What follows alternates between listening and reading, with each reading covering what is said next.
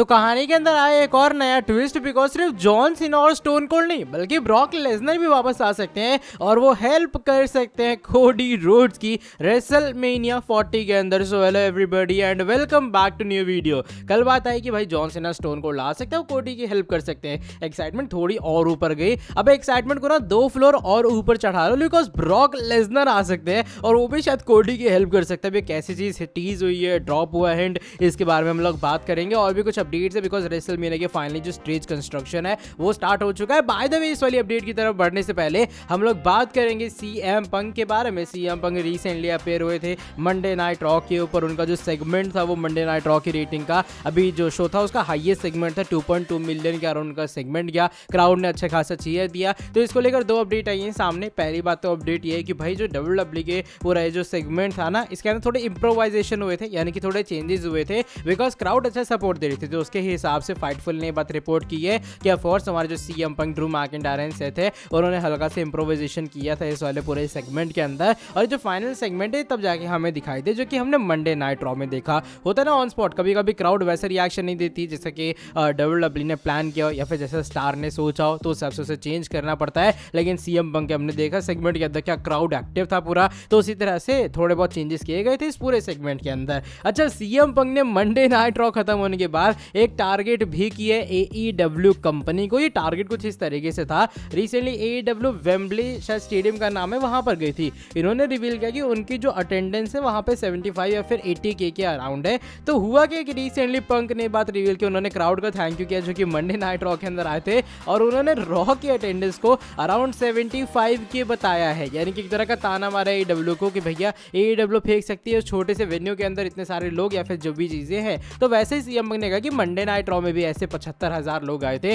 वहां पे मेरे हिसाब से रॉ की अटेंडेंस 15-16,000 थी। तो ये कुछ सीएम पंक का ताना गया AEW कंपनी को। ऑफ कोर्स थोड़ा कॉम्प्लिकेटेड ताना था, लेकिन समझने वाले समझ गए थे। बात अगली अपडेट के बारे में कर लेते हैं, और इस बार ये बेली के बारे में जुड़ी है। जो बेली है वो इस काय का फेस करेंगी रेसलमेनिया 40 के अंदर। ये मैच होने वाला है एक अच्छा खासा वुमेन्स चैंपियनशिप के लिए। लेकिन बेली ने रिसेंट टाइम में चीज़ों को थोड़ा हीट अप किया, ये कहते हुए कि भाई एक तरह का जो पूरा स्काई का मेन रोस्टर कॉल आउट है जिस पोजीशन पे वो है, उसके रिस्पॉन्सिबल बेली ही है। बेली ने एक स्क्रीनशॉट शेयर किया अपने ऑफिशियल ट्विटर अकाउंट के ऊपर, जिसका मैं स्क्रीनशॉट डाल दूंगा, तुम लोग देख लेना। बेसिकली कॉन्वर्सेशन जब स्टार्ट हुई थी ना बेली स्काई की इस पूरी चीज को लेकर कि डैमेज कंट्रोल बनेगी, उसका स्क्रीनशॉट है जहां पर बताते हैं कि डकोटा काय से उन्हें नंबर मिला है स्काई का, और ये वो रीजन उन्हें टेक्स्ट कर रही है उनके पास एक आइडिया पिच करने के लिए। तो स्काई उन्हें सामने सामने मिलने, आइडिया मिलके पिच हो जाएगा। तो ये वो स्क्रीनशॉट है जब पहली बार स्काई को अप्रोच किया होगा बेली ने डैमेज कंट्रोल के फॉर्मेशन के लिए। तो इस तरीके से चीजें हाइप हो रही है, थोड़ा पर्सनल फ्यूड है ऑफ कोर्स ये बेली एंड स्काई के बीच में। बाकी देखो क्या होता है आने वाले टाइम में। फिलहाल ये वो कुछ चीजें जो कि हीट अप करने के लिए बेली एंड स्काई के बीच में यूज हो रही है।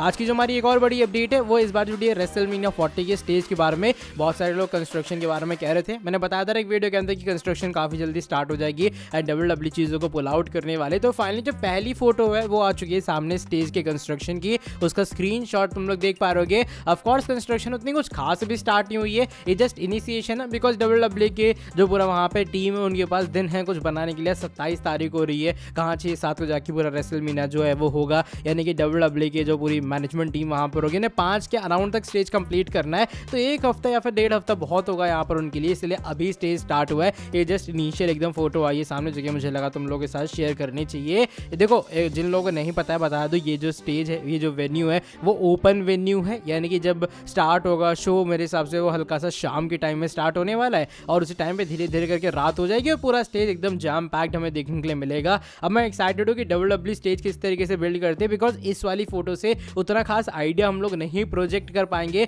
लेकिन आने वाले 3-4 दिनों के अंदर जो फोटोज आएंगी सामने ना, डेफिनेटली उससे पता लग जाएगा कि किस तरीके से प्लानिंग हो रही है, किस तरीके का स्टेज होगा। ऑफ कोर्स एक्सपेक्टेशंस हाई हैं, जिस तरीके से डब्ल्यूडब्ल्यूई ने पिछले साल के रेसलमेनिया के स्टेजेस बनाए, स्पेशली 39 वाला। I really hope triple H एक और अच्छा स्टेज जरूर पुल आउट करें। अब चलो बढ़ते हैं आज की हमारी नेक्स्ट एंड फाइनल स्टोरी की तरफ, बिकॉज ये एक बहुत अच्छी न्यूज़, ये बहुत बड़ी न्यूज़ है, ये जुड़ी है ब्रॉक लेसनर के बारे में। रिसेंटली हुआ क्या कि अगर तुम लोग चैनल के ऊपर एक्टिव रहते हो, मैंने कल एक वीडियो डाली थी, उसमें रेसल वोट्स का एक ट्वीट था। उस ट्वीट का बेसिकली कहना ये था कि डब्ल्यूडब्ल्यूई जितनी भी चीज़ें कर रही हैं प्रोडक्शन ट्रक्स को लेकर रेसलमेनिया वगैरह के, वो एक्चुअल में इंपॉर्टेंट है, वो एक्चुअल में वैल्यूएबल चीज़ है। सिर्फ ऐसे ही डब्ल्यूडब्ल्यूई हवा में नहीं कर दे रही है, कहीं ना कहीं उसका कुछ कुछ रेलिवेंस है रेसलमेनिया को लेकर। तो हुआ क्या कि स्टोन कोल्ड जॉन सीना का रेफरेंस आया ही था। अगर तुम लोगों ने वो वीडियो चेकआउट नहीं किया, जाके चेकआउट कर लेना कि वहां पे किस तरीके से सीना एंड स्टोन कोल्ड का जो अपीयरेंस है वो टीज हुआ था मंडे नाइट रॉ के अंदर, जब कोडी और हमारे रॉ के बीच में ब्रॉल चल रहा था। तो अब रिसेंटली जो एक फोटो WWE ने अपलोड किया ना, जो डिजिटल अपलोड किया अपनी ऑफिशियल वेबसाइट के ऊपर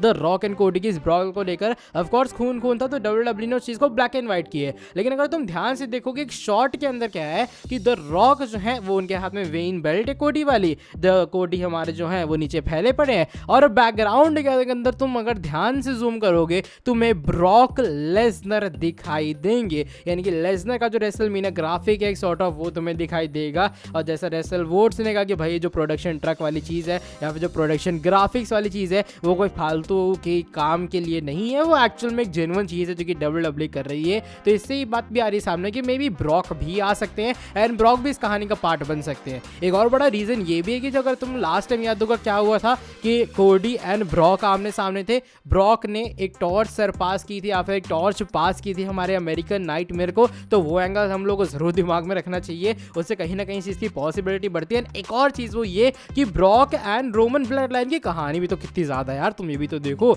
मतलब क्या भयंकर वाली कहानी है। तुम्हें याद हो शायद, मुझे लग रहा है ब्रॉक वो इंसान थे जिन्होंने द रॉक को बहुत पहले, आज से जब एकदम इनिशियल डेज थे उनके, वहाँ पे उन्होंने पिन किया था और वो चैंपियन बने थे डायरेक्टली। तो वो एक राइवलरी डेफिनेटली माइंड में होगी एंड ब्लड लाइन के साथ कहानी हम लोग जानते हैं। Last time Brock baby face भी थे, उन्होंने कोडी को टॉर्च पास भी किया, तो सेंस तो पूरा बन रहा है कि ब्रॉक आएंगे कोडी की हेल्प करेंगे। लेकिन बाय द वे अब ये मैं कोई कंफर्मेशन नहीं कह रहा हूँ, ये जस्ट एक हिंट ड्रॉप हुआ है जो कि मुझे लगा तुम लोगों को बताना चाहिए। तुम्हारे हिसाब से क्या ब्रॉक आ सकते हैं रेसलमेनिया 40 के अंदर? क्या ब्रॉक लेसनर भी इस ब्लड लाइन सीगा का पार्ट बनेंगे? तुम्हारा क्या रिएक्शन है इस वाली पूरे हिंट को लेकर, बताना कमेंट सेक्शन में। मेरे हिसाब से अगर WWE इस वाली चीज को पुल आउट कर पाती है तो डेफिनेटली रेसलमेनिया 40 एक सबसे बड़ा स्टेज होगा एंड वहां पर मुझे लग रहा है John Cena, stone cold, Brock, इतने सारे लोग आने के बाद ना रोमन एक चैंपियनशिप हारने वाले। चलो by the way that is it for today video. अगर तुम्हें ये वाली वीडियो पसंद आई है, वही तुम्हें पुराना काम करना है, हमेशा की तरह नीचे वीडियो को लाइक करना है। अगर वो नहीं करोगे तो फायदा है नहीं वीडियो देखने का।